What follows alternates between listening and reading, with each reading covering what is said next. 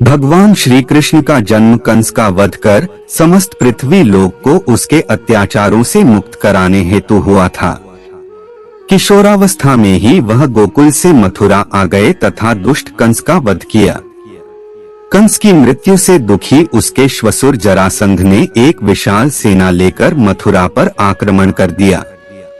इस आक्रमण में उसके साथ शिशुपाल और काल्यवन जैसे शक्तिशाली राजा भी शामिल थे।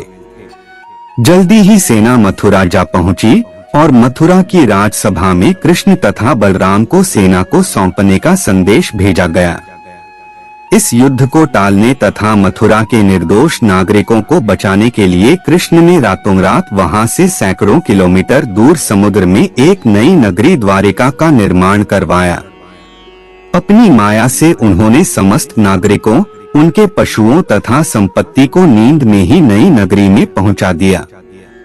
अगले दिन सूर्योदय के समय कृष्ण तथा बलराम जरासंध की सेना के सामने जा पहुंचे और उसे लड़ने के लिए चुनौती दी। जैसे ही जरासंध और दूसरे राजाओं ने कृष्ण को मारने के लिए शस्त्र उठाए, दोनों भाई भागने लगे। उन भाइयों के पीछे जरासंध तथा काल्यवन जैसे राजा भी भागने लगे। कुछ ही देर में दोनों भाई बहुत आगे निकल गए और उनके पीछे केवल मात्र काल्यवन रह गया।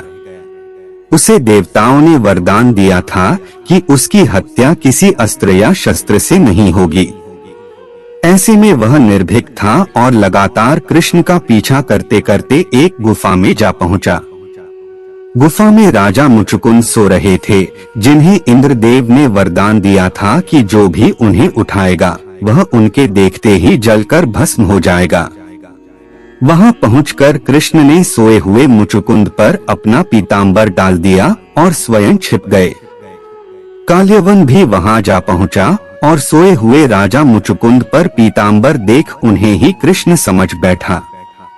उसने मुचुकुंद को उठाने के लिए लात मारी, जिसके कारण उनकी निद्रा खुल गई और उनके देखते ही काल्यवन वहीं पर जलकर भस्म हो गया।